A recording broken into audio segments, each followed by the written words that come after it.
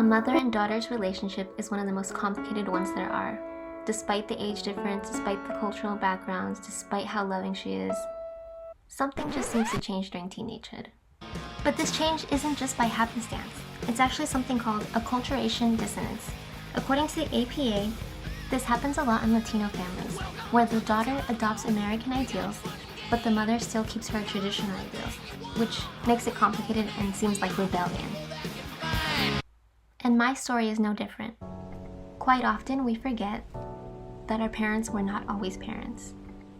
They too were someone else's child, someone's love, someone's crush, which really explains why I'm such a flirt. But education has always been important. According to the US Census Bureau data, Peruvian Americans have one of the highest levels of educational attainment among all Latino subgroups. I may have tiger parents, but it's taught me to really value education. We come into this world not knowing anything, but through the attachment theory, we bond with those who really cared for us when we were so vulnerable.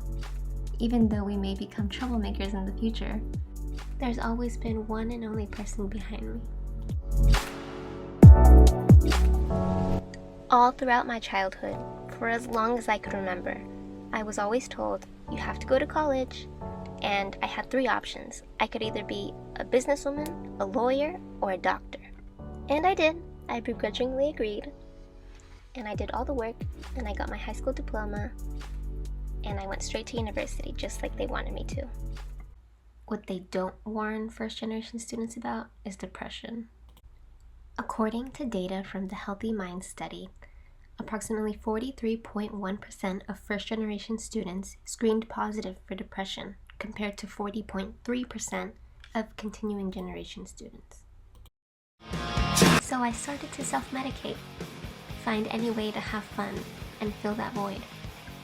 But I started to realize that it was just hurting me and it wasn't filling any void. My mom brought me into the office one day and told me I need to get my life together, I need to go to school, I need to finish, what do I want to be in life? And I just listened and brushed it off. I always make it seem like I don't care, but I really do care. My motivation finally set in when I realized how I even got here.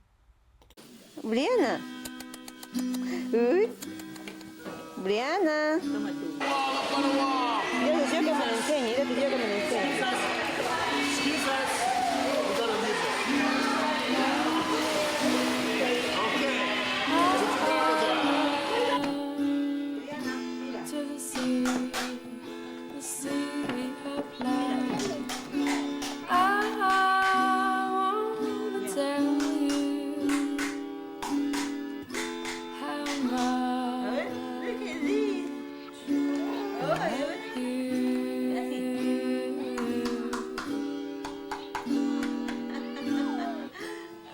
I thought I was a complete failure.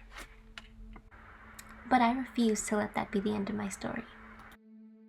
So I finally got my act together and got into SF State. So I finally sat my butt down and did the work, begrudgingly. And trust me, there were times I really wanted to give up. But something changed. I was an English major, but I really was interested in something else, in humans, in myself. So I did a little research and I realized I don't want to be just a lawyer. I want to be several things. I want to be good at everything. And comm studies was fitting that. I was so excited. I finally understood the material, was engaged. These classes spoke to me.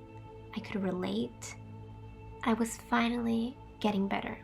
I was finally motivated. And even though my rheumatoid arthritis would stop me sometimes from doing the work, I was still motivated to keep going, just like my mom does every day.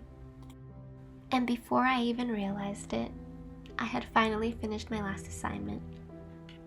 So that means I'm finally graduating. And I don't think I could have ever done it without my one single motivation.